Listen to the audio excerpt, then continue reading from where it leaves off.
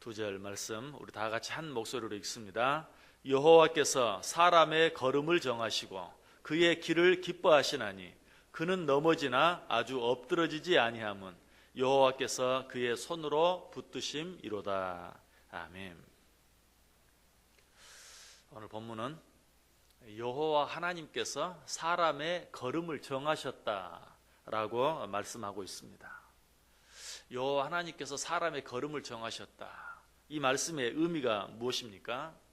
우리 하나님께서 사람의 일거수일투족, 즉 우리가 행하는 모든 일과 또 우리에게 일어날 모든 일들을 이렇게 저렇게 정확하게 다 정해 놓으셨다는 뜻입니까? 그렇지는 않습니다. 하나님께서 사람의 걸음을 정하셨다는 말은 그런 말은 아니에요. 예를 들면 내가 오늘 하루를 살아가는데 내가 어떤 길을 지나서 어디로 가다가 어디에서 넘어지고 이런 것들을 다 정해 놓으셨다라는 그런 뜻은 아니에요. 자, 그렇다면 하나님께서 사람의 걸음을 정하셨다라는 말씀의 뜻이 무엇입니까? 하나님께서 구원하실 자들을 택하시고 한번 택하신 그들이 절대로 실족하지 않도록 기어이 그들이 구원받을 수 있도록 하나님께서 그 걸음을 정하셨다라는 그런 뜻이. 이런 하나님의 섭리를 좀 더 쉽게 설명한다면 하나님께서 나를 구원하시기로 택하셨어요. 그런데 나는 그 하나님의 뜻, 그 하나님의 섭리를 알지 못하고 내 마음대로 삽니다. 하나님을 부인하기도 합니다. 그리고 죄를 짓기도 합니다. 결국은 그 일로 인해서 실패합니다. 또 그 실패로 인해서 내가 지은 죄로 인해서 하나님께 징계를 받기도 합니다. 그런데 어느 날 하나님의 사랑을 깨닫고 하나님의 섭리를 깨닫고 회개하고 하나님께로 돌아옵니다. 눈물을 흘리면서 콧물을 흘리면서 하나님께로 돌아와요. 그러나 그것도 잠깐 또 다시 죄를 짓습니다. 세상의 유혹을 받고 세상과 짝짝하며 살아가요. 그러다가 다시 한번 또 하나님의 사랑을, 하나님의 섭리를 깨닫고 회개하고 돌아와요. 자, 그런데 이런 우리를 사탄 마귀는 내버려 두지 않아요. 이제는 내가 정말 죄를 짓지 않겠다. 이제는 하나님의 사랑을 기억하면서 하나님의 뜻대로 살겠다 하고 오직 하나님만 의지하며 살고 하나님의 말씀만 붙들고 하나님의 말씀에 순종하며 살려고 하는데 이번에는 사탄 마귀가 그런 나를 가만두지 않아요. 나를 기어이 끌어내려서 정말 하나님과 멀어지게 하고 나로 하여금 여러 가지 많은 어려운 일들을 당하게 하고 내 죄와는 상관없이 무고하게 사람들로부터 비난당하게 하고 마치 욥처럼 재물을 잃어버리는 어려움을 당하기도 하고 건강을 잃어버리는 어려움을 당하기도 하고 아무런 이유 없이 자녀들이 고통을 당하는 어려움도 당하게 하는, 결국은 그로 인해서 정말 하나님이 계시는가, 하나님이 계시다면 어떻게 이런 일이 있을 수 있는가, 하나님을 또 한 번 부인하는 자리에까지 이르는, 그래서 거의 실족할 수밖에 없는 자리까지 이르게 되는 그런 내 모습을 보게 되는 것이. 그러나 그럼에도 불구하고 하나님은 어떻게 해요? 그런 가운데서 다시 한번 나를 회복시켜 주시고 나를 일으켜 세워주시는, 그래서 처음 작정하신 대로 어떻게 나를 구원하시기로 작정하신 대로 기어이 구원함을 받게 만들고야 마는 것, 바로 이것이 하나님께서 사람의 걸음을 정하셨다라는 의미. 다시 한번 간단히 말씀드리면 하나님께서 나를 구원하시기로 작정하시고 어떤 형편, 어떤 환경, 어떤 여건 속에서든지 나를 실족하여 영원히 하나님을 떠나도록 내버려두지 아니하시고 기어이 하나님이 계획하시고 작정하신 대로 나를 구원하시고야 마신다는 것, 이것이 바로 하나님께서 사람의 걸음을 정하셨다라는 말씀의 진정한 의미. 우리가 이 세상을 살아가면서 걸어가는 우리의 걸음 속에는 우리로서는 도무지 짐작할 수도 없고 상상할 수도 없는 많은 일들이 있어요. 그 걸음 속에는 정말 힘들고 어려운 일들, 어쩔 때는 내가 잘못해서 당하는 그런 어려움, 징계들이 있기도 하고 어쩔 때는 내 잘못과는 전혀 상관없이 무고하게 당하는 그런 어려움, 또 어려운 일들, 억울한 일들, 불공평한 일들, 이런 일들이 너무나 많이 있어요. 그런데 오늘 본문에 보면 여호와께서 사람의 걸음을 정하시고 어떻게 한다고 말합니까? 그의 길을 기뻐하신다. 그 길이 정말 아름답고 좋은 길이라면 하나님이 보시고 기뻐할 수 있지만 우리가 가는 그 걸음 속에 너무나 힘들고 어려운 일들이 많이 있고 심지어는 내 죄와는 아무런 상관없이 억울하게 당하는 그런 일들도 너무나 많이 있는데 어떻게 하나님께서 그 길을 보면서 기뻐할 수 있는가? 하나님께서 우리의 걸음 우리의 가는 길을 보면서 기뻐할 수 있는 이유가 뭐예요? 24절에 그 이유가 나와 있죠. 그는 넘어지나 아주 엎드러지지 아니함은 여호와께서 그의 손으로 붙드심이니라. 왜 하나님께서 나의 그 힘든 걸음 나의 그 힘든 길들을 바라보면서 기뻐하십니까? 하나님은 분명히 아세요. 아무리 힘들고 어려운 일들이 있어도 우리가 그런 일들로 인해서 잠깐 넘어질 수는 있어도 아주 엎드러질 수는 없다는 사실을 우리 하나님은 분명히 아시기 때문에 우리가 힘든 일을 당하고 있는 가운데서도 하나님은 기뻐하실 수 있는 거예요. 왜? 그 길이 결국은 내가 구원함 받는 그 하나의 과정인 것을 하나님은 너무나 잘 아시기 때문에 우리는 우리의 잘못으로 인해 넘어질 수도 있어요. 아니 우리의 잘못과는 아무 상관없이 악한 사단 마귀의 그 간교한 계략으로 인하여 우리는 넘어질 수도 있어요. 그러나 분명한 것은 뭐예요? 그런 나를 여전히 하나님께서는 붙잡고 계시고 하나님께서 나를 붙잡고 계심으로 말미암아서 잠시 잠깐 넘어질지언정 아주 엎드러지는 일은 없다는 사실이. 그는 넘어지나 아주 엎드러지지 아니함은 여호와께서 그의 손으로 붙드심이로다. 한번 예를 들어 좀 더 쉽게 이야기하면 자 바로 옆에 아주 8차선 큰 대로가 있어요. 얼마나 큰 차들이 막 쌩쌩 달리는지 몰라요. 근데 바로 그 길 옆에 이제 막 걸음마를 시작한 어린아이가 있어요. 그런데 그 아이는 아버지의 손에 붙잡혀 있어요. 아버지는 그 아이의 손을 붙잡고 바로 그 아이 옆에 1m 옆으로 막 큰 차들이 쌩쌩 지나가는데도 아버지는 전혀 염려하지 않아요. 옆에 있는 사람과 아무 일 없다는 듯이 이야기. 이 아이는 그저 이 아빠의 손을 뿌리치고 길거리로 자꾸 가려고 해요. 옆에서 보는 사람은 너무 위태위태해요. 저 아이가 한 걸음만 큰 길로 디디면 정말 큰 사고를 당할 수밖에 없어요. 그런데 이 아버지는 태연해요. 옆에 있는 사람과 이야기하고 심지어는 웃기까지 해요.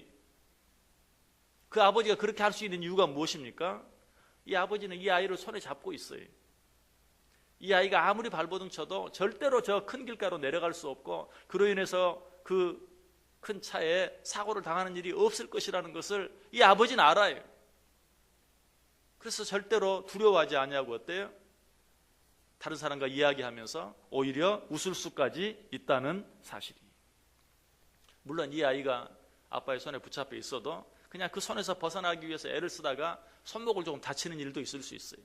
또 그냥 거기서 벗어나려고 애쓰고 또 이리 까불고 저리 까불다가 무릎을 조금 땅에 닿아서 까이는 일이 있을 수 있어요.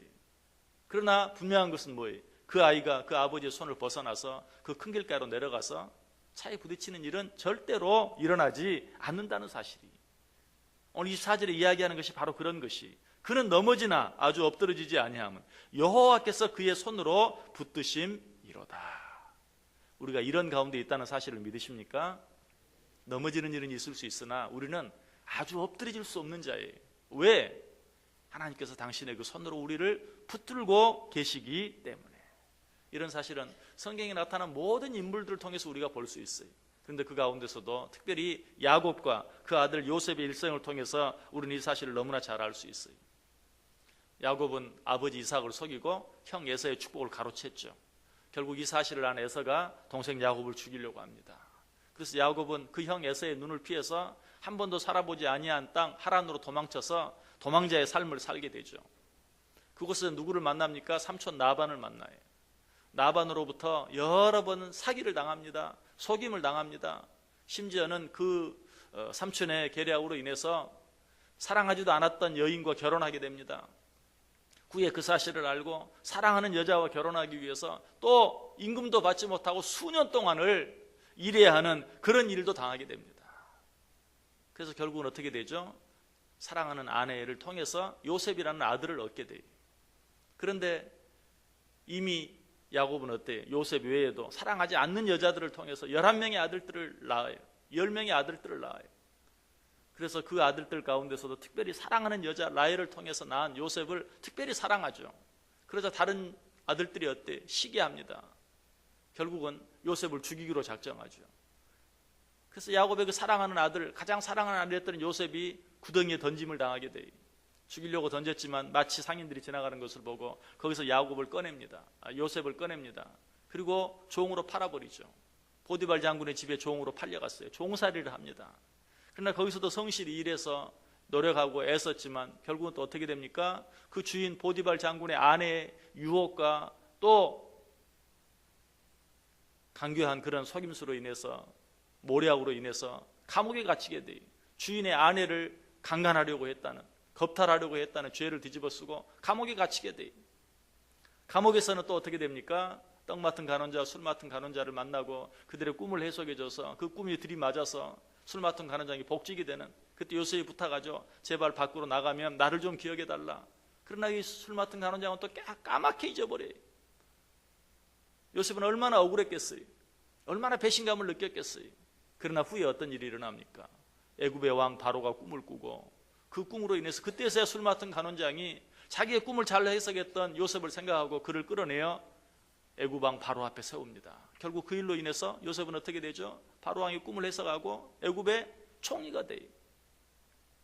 그렇게 해서 자기 아버지 야곱을 또 애굽으로 와서 살게 하고, 야곱은 벌써 오래전에 잃어버렸다고 생각했던, 죽었다고 생각했던 자기의 가장 사랑하는 아들 요셉을 거기서 만나게 돼요. 여러분, 이 요셉과 이 야곱과 그 아들 요셉이 걸어온 이 길을 생각해 보세요. 그 걸음은 어떻습니까? 얼마나 힘들고 어려운 일들이 많고 얼마나 억울하고 불공평한 일이, 정말 하나님이 살아계시다면 도무지 있을 수 없는 그런 일들이 너무너무 많았어요. 그런 하나님은 어때요? 그 모든 길들을 보면서 기뻐하고 계세요. 왜?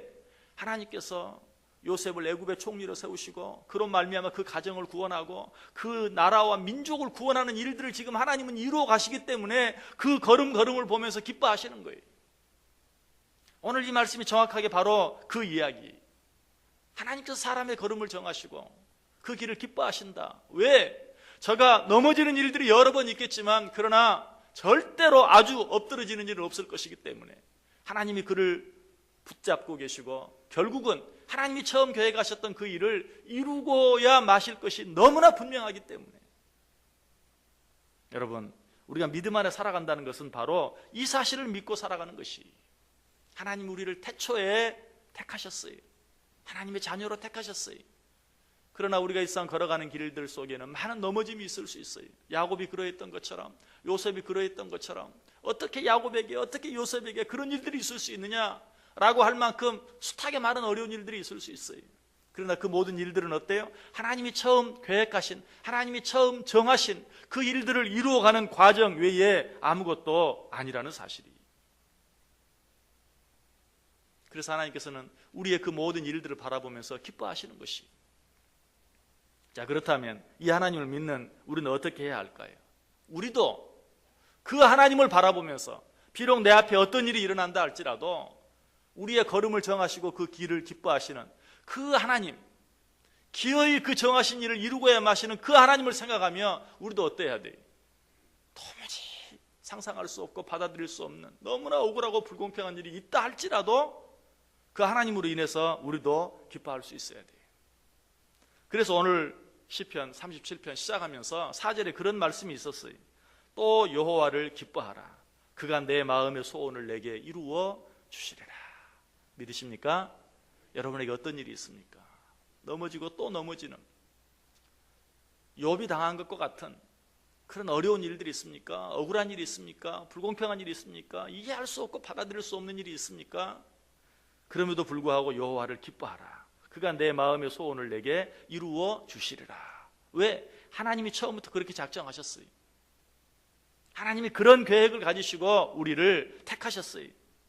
우리의 걸음을 정하시고 그 일이 반드시 이루어지게 만들고야 마시겠다고 우리에게 약속하고 있어요.